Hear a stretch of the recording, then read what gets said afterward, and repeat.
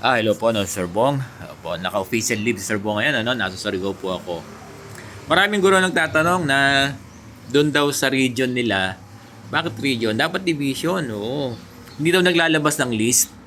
Ang maglalabas ng list niya, kung maglalabas naman ng list ng ECP, ay hindi region, dapat yung division nyo. Oo, kasi ang nagpa-process ng applications ng mga guro, yun munang division ang ibig ko sabihin. Kasi ang comparative assessment ng ECP ay nandoon sa i-undertake ng division office. Kaya kung nag-expect kayo ng list, kasi sabi nila doon daw sa region nila ay hindi pa naglalabas ng list. Alam nyo, hindi region na maglalabas ng list. Ang division office nyo ang maglalabas ng list para doon sa mga qualifier. Pwede namang hindi maglabas ng list. Basta, yung mga guro natin ay napapadalan. Kasi may form yan eh. May form. Napapadalan ng mga AO natin. Diba? Yung result ng comparative assessment, may form yan eh. May form na binibigay sa mga guro. Binibigay ng HR para alam nila yung score. Hindi naman talaga nire-require yung mga division office na maglabas ng list. Pero kung maglalabas sila, that's very good. Para at least alam ng mga teachers na sila ay qualified.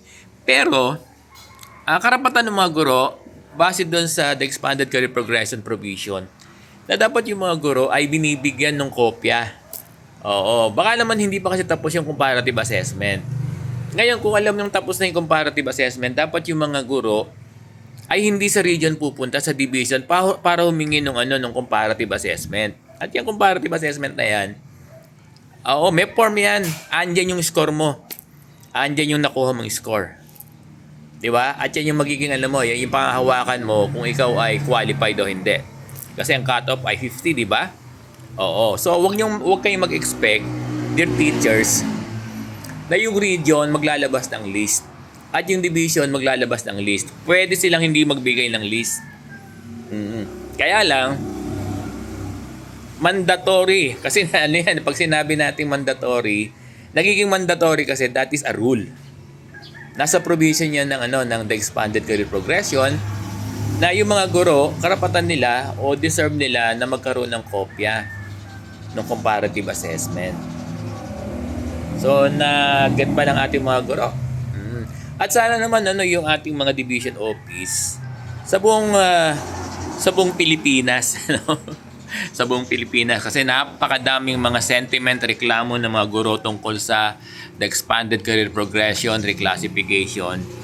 Sana po yung mga division office, yung mga SDS natin ay nakikiusap tayo na ipatupad lang, i-implement lang ng according doon sa guidelines.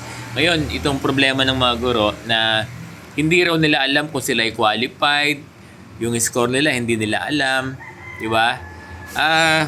Gaya ng sinasabi ni Sir Bong, nasa provision ng ECP na dapat yung mga guro ay magkaroon sila ng kopya ng comparative assessment. Dapat makita nila.